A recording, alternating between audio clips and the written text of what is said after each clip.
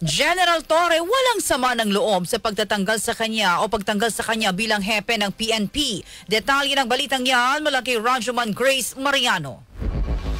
RMN Live Report! Binigyang diin nga ni General Nicolas Torre III na wala siyang sama ng loob sa pagsibak sa kanya bilang hepe ng Philippine National Police at bilang isang mabuting sundalo, siya ay sumusunod sa utos. Ayon kay Torre, nananatili ang kanyang suporta kay Pangulong Ferdinand Bongbong Marcos Jr. at wala din siyang pinagsisisihan sa mga naging hakbang niya.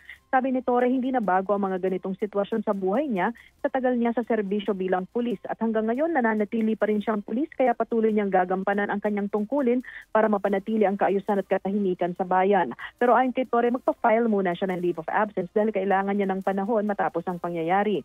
Binanggit ni Torre na in good terms din sila ni Secretary John Vic Rimulya at sabi niya ang itinalagang mamumuno sa PNP kapalit niya na si Lieutenant General Jose Melencio Nartates ay isang mabuting police officer at hangad niya ang kabutihan para dito. Si Torre ay nagtungo dito sa Kamara at nagdala ng cake para sa kaarawan ni Mamamayang Liberal o ML Party List Representative Leila de Lima bilang ganti sa kabutihan nito na isa sa mga unang dumalaw daw sa kanya nang siya'y maitalaga bilang PNP chief.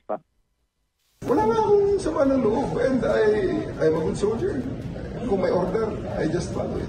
I've been an officer for more than 30 years. This is not the first time that this happened in my career. Okay? And it happened. Time and again, pabalik-balik yan. And, I just came back, bounced back, and do something again, be credited for it. Reading myself. Ganun lang. Pulis pa rin naman ako eh. Makakita ko ng rambol dyan. Makikita niyo ako sigurado manghuhuli ng rambol dyan sa kalsada. General, Counter it. May makita kong may madaanan akong rambol sa kalsada, maniwala kayo. May huhulihin at huhulihin tayo dyan. At I'm still bound, duty bound to keep the peace. I wish General Nartates well. He's a very good officer.